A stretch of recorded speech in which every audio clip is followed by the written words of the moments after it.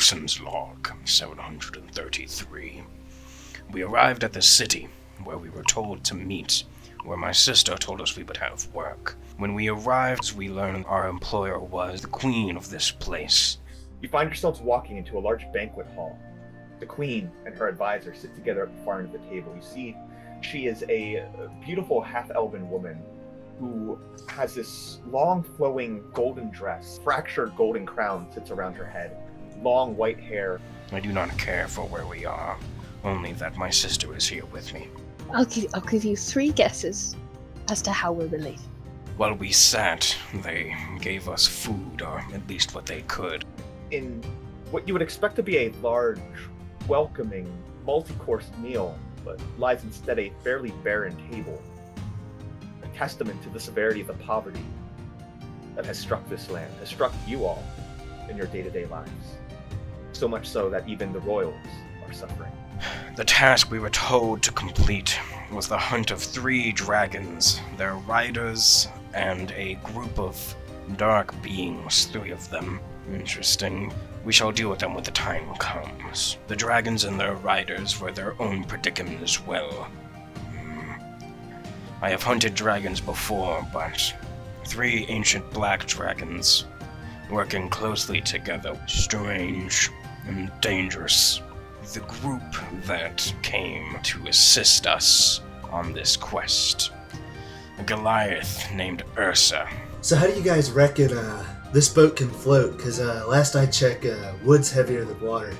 And a elf named Lumina. You're quite the smart one, aren't you? Ursa is rough around the edges, but he's a blunt tool that can be used for many things. Lumina is an elf looking to spread the light of Alfheim wherever she can.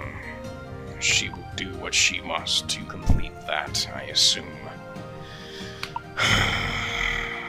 While we were on our way to our objective, we were ambushed by a dragon, one of the 3, the biggest one and the king of where we are going. He had with him 4 crows, large crows, abominations, really. They're probably a half a mile out, coming in hot. You see what appears to be one gargantuan black dragon. You can also see 4 other smaller creatures. They are avian. They are black-winged creatures, almost that of like massive, overgrown crows. Can I make a nature check? Large. Quite large. Yeah, you have heard stories of crows corrupted by the Dark Queens, basically twisted and transformed into these giant man-eating monstrosities. And the riders, draconian in nature.